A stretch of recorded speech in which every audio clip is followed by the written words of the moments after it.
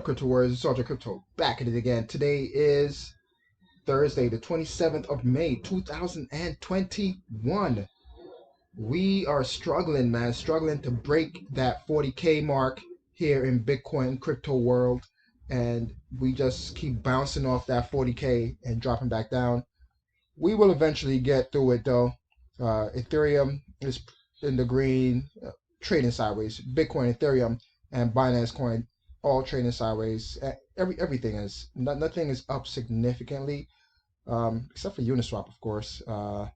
And Polygon, where's Polygon now? Oh, it's back down to number 15. Yesterday, it made it up to number 11. So you see how quickly these things can change, and you know the ranking changes and fluctuates basically on a daily, sometimes hourly time frame here in crypto world. So yeah, let's just get right into it. We are looking at the next one to want to jump into the crypto space, and that is Apple. This is coming from CoinDesk. Apple is looking for a crypto experience in alternative payments job post. It was going to happen sooner or later. We would have much rather sooner and them announcing that they have Bitcoin on their balance sheet and all this other stuff, right, during their quarterly earnings. However, they're taking that step towards adopting Bitcoin and crypto, if you ask me, and it is a step in the right direction. Apple is looking to hire a business development manager with experience in the cryptocurrency industry to lead its alternative payments partnership program. Right? In a Wednesday job posting, Apple said candidates should have 5 years or more working in or with alternative payment providers such as digital wallets, BNPL, buy now, pay later, fast payments, and cryptocurrency, and etc. So they had to get into the space.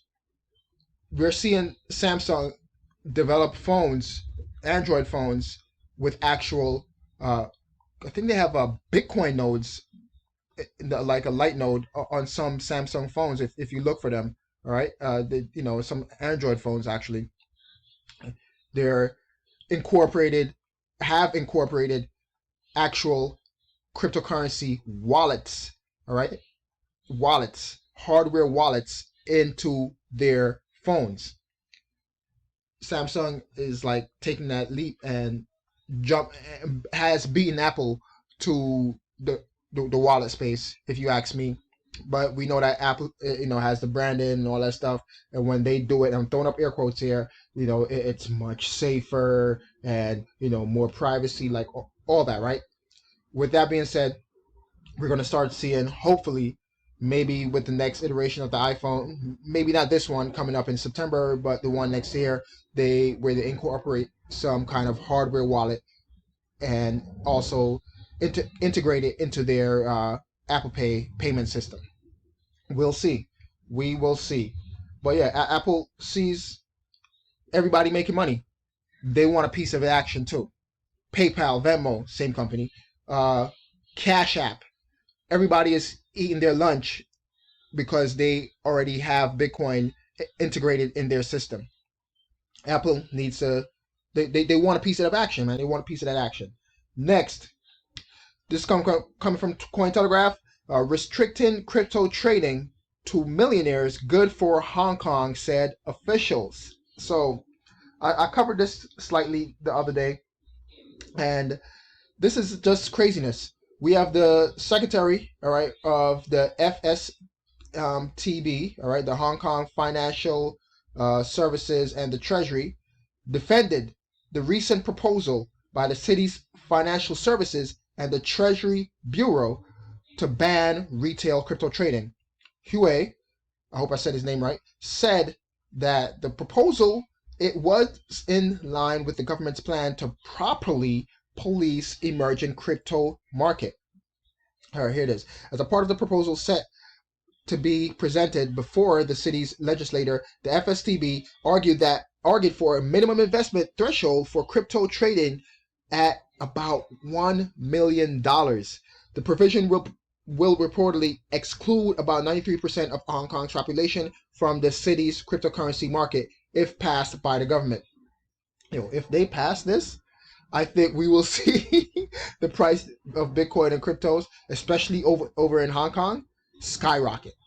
Every time a government comes out and they quote unquote ban cryptocurrencies, ban it, the premium for those for cryptocurrencies skyrockets.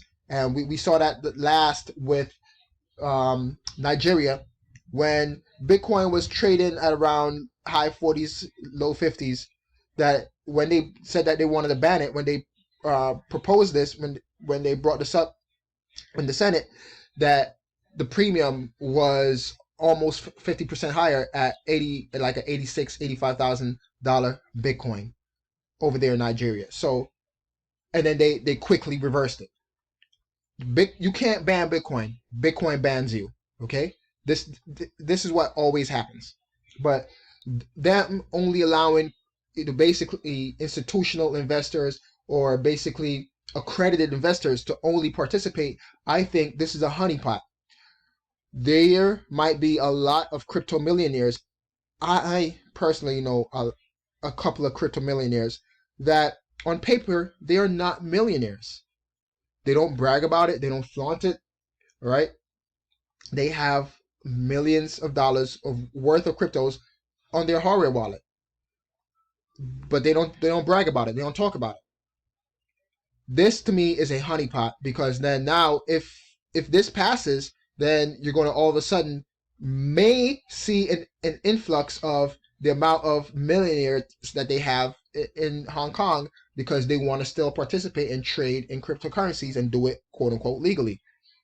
So to me, this might be a honeypot to bring out the people that are in the closet that are really crypto millionaires and haven't paid their taxes. Because if you don't, the whole tax thing is if you didn't sell, then you really shouldn't be paying any taxes. But the government still wants to know who are their millionaires, know who has a lot of cryptocurrencies. So to me, this is a honeypot, and it's total bullshit. But they could go ahead and ban it, and we'll see a super high premium over there. And if you have contacts, you could get that great arbitrage trade over there in Hong Kong. Next, speaking of Hong Kong, coming from Cointelegraph again, Hong Kongers use blockchain to save evidence of anti-authoritarian struggles. This is why Bitcoin and the blockchain exists.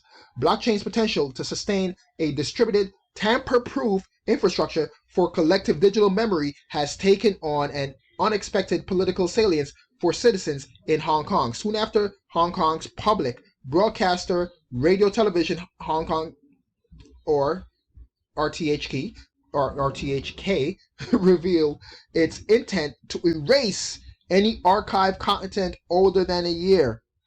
Residents hurried to save a trove of past news footage that had until now been freely available to the public. They are trying to basically erase history right before our eyes.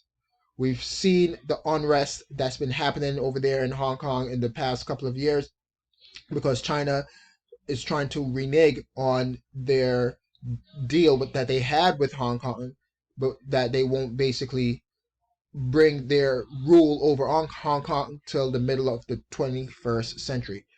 And they're trying to rush it and speed it up. They see it at them over there in Hong Kong as having too much freedom, and they're trying to encroach on those freedoms. Well, the Hong Kongers aren't having it, and it's being broadcast not only there but all around the world. The largest TV station and radio station over there, they're trying to erase any archives of this, and that's a bad thing. Well, if they erase it, they could and try to alter it, then they could change the narrative. If people start to archive these on themselves on the blockchain, then they can't go in there and change it. And that's a good thing, in my opinion. They need to hurry up and get this done. And there's even now a new blockchain called Litecoins. With Litecoin's infrastructure, in 10 or however many years from now, it will be possible to know whether or not the content has been tampered with by tracking any changes to its digital footprint or fingerprint.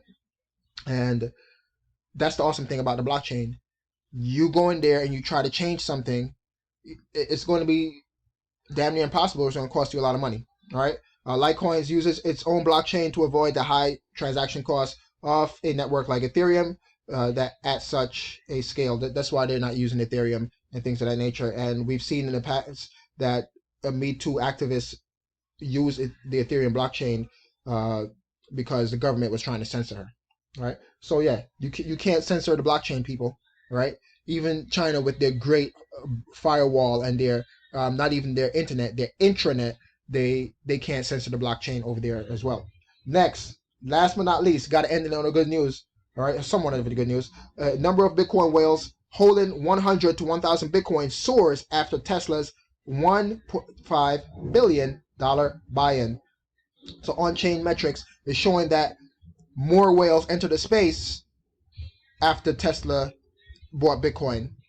But that's not the only good thing, or there is a catch, as it says here. However, another Glassnode metric measures the Bitcoin supply held by wallets with 1,000 to 10,000 Bitcoin, illustrated a steady decline from around 450,000 Bitcoin to roughly 410,000 Bitcoin. So we lost some whales, or maybe the whales are splitting their wallets up. Okay, like I said, there are plenty of people out there that are Bitcoin, Ethereum whales, and to protect themselves, you just can't keep all the eggs in one basket. They basically separate the amount of cryptos they have into different wallets and things of that nature. So maybe that's what's happening. But to me, this is good news. After the Tesla buy-in, we had more people with a lot of disposable income jumping into the space and buying Bitcoin from 100 to 1,000 Bitcoin and buying it that many at a time. That's a lot of Bitcoin. All right, but thanks for watching. Smash the like, hit that subscribe button and notification bell, and let's discuss all these articles in the comment section below. It's your boy Sergeant Crypto, and I'm out. Peace.